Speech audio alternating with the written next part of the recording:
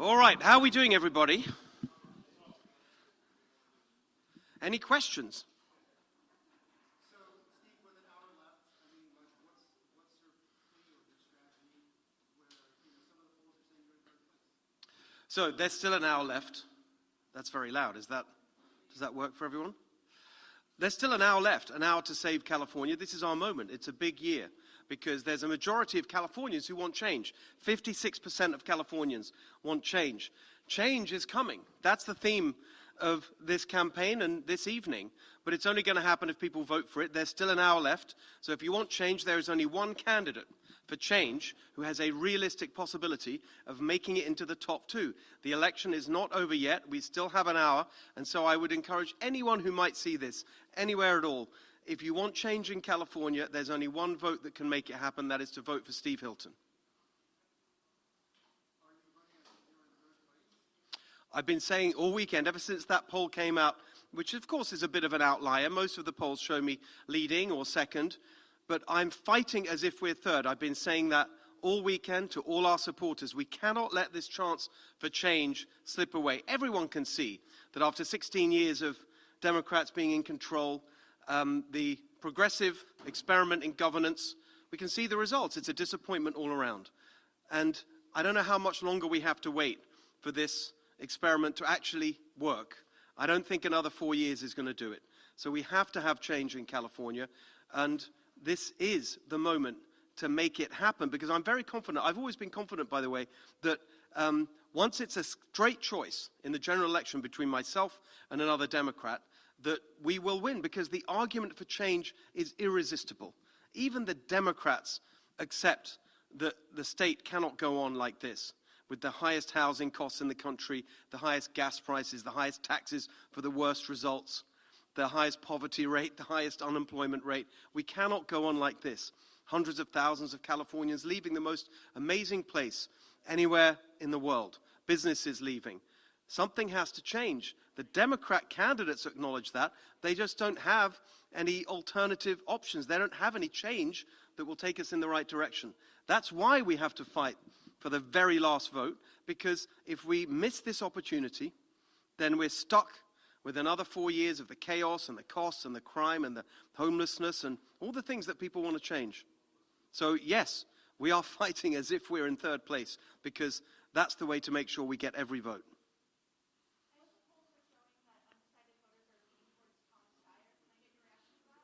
Well, I think there's going to be a lot of reports about different polls and whether they're exit polls and reports of turnout. My argument is very simple. We've got to have change in California. The two Democrats that could possibly be my opponent in the general election, one of them is a candidate who is offering more of the same. He said that the other night, Xavier Becerra. He confirmed that with CNN when he was asked if there's anything he would do differently. He said no. Tom Steyer, on the other hand, wants to take us even further and faster in the direction that Californians, by a majority, have said they don't want to go. So I don't think it makes any difference, to be honest, whether it's Tom Steyer or Xavier Becerra. This state needs change, and it can't be provided by a Democrat. What's your message to California voters who are not supporters of President Trump? Maybe have concerns about endorsement? So I've always said that it's an honor for me as a proud American who loves this country so much to be endorsed by the President of the United States. I think that's a natural feeling that anyone would have in my position. But the most important thing is the results that the next governor gets for the California people. And I think it's going to be very helpful in a practical way to have a governor that has a good constructive relationship with the administration in Washington. And by the way, that is what I would say if it was an administration led by someone from another party. That's the job and the responsibility of the California governor. But it actually happens to be the case that here today, there are so many things that we need to get done in California that the administration wants to get done as well. For example, opening up our energy production so we can lower gas prices, managing our forests better so we can reduce wildfire risks, stopping the fraud in our massive healthcare budget so we can reduce the fraud there and return money to taxpayers. These are all things, and there's many more examples,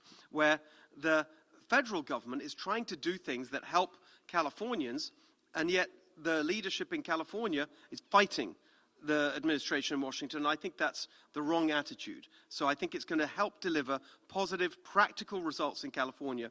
The fact that you'll have a governor and a president who have a positive and constructive working relationship.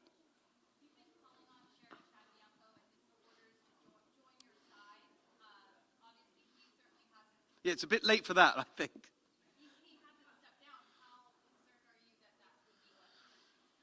Well, I'm looking forward to having very good results tonight, so I don't think that word is the one that I would use. I think it's a shame because, as I've been saying all along, my door's been open. I think it's important that we work together, everyone who wants to see change in California. And by the way, I would extend that invitation to work together to every Democrat who wants change.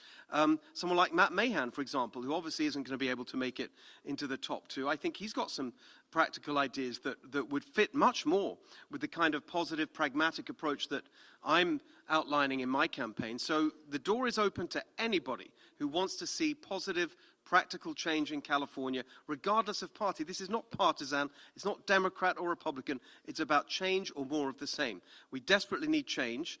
I certainly would love to see Chad Bianco and anyone else who wants to see change in California join our team and make sure that we can get the best possible outcomes for Californians.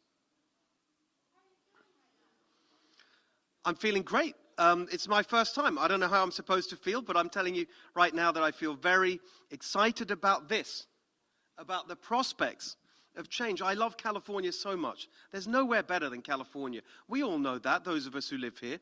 But we can all see that it's just not delivering the promise that for so long California represented, the best place anywhere in the world to start and run and grow a business, to start and raise a family. There's nowhere better than California, but we have a chance now to get this beautiful state back on track. It's an absolute honor to be the person leading that opportunity for change in California and representing so many Californians. We've been on the road for a year now, and it's been an amazing experience meeting so many people. And I'll tell you the thing that really struck me about that experience, reflecting on it a year in. The number one word that comes to mind when I think about the interactions we've had with now many, many thousands of people, and it's a very sad word to use about a state as wonderful as ours that should have so much promise. The word is struggle. It seems to be such a struggle for so many people in California today just to make it work. For families, for small businesses, it shouldn't be a struggle.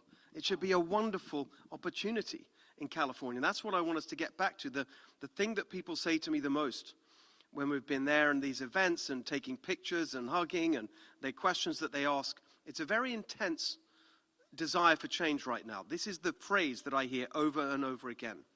You have to win. There's an intensity about it. People really understand that it's now or never for California. We have to move in a new direction. And I'm very confident that the start of that movement will be tonight. One last question.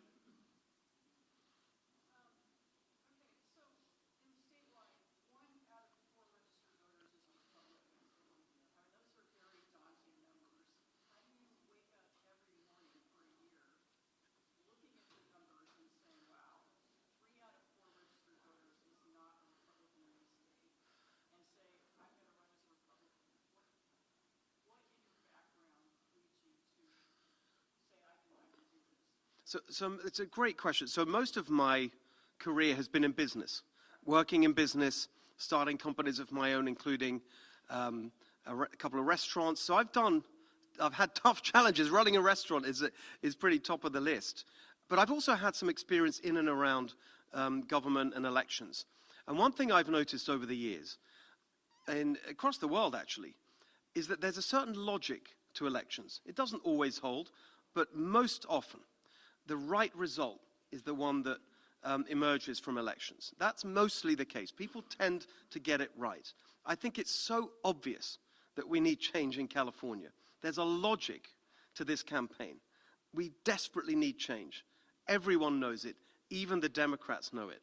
And so I've always believed that that truth will prevail, that we've got to have change in California, and change that is not divisive or ideological. I think we've had too much of that in our politics in California. Positive, practical things to solve problems. That's who I am, a problem-solving business guy who just wants to make this state that I love a place where everyone can have a shot at the California dream. Other states don't have a dream. No offense to the other states, but we don't talk about other states in that way. California is something special, and that's what we need to restore. And I've always believed that that is going to prevail.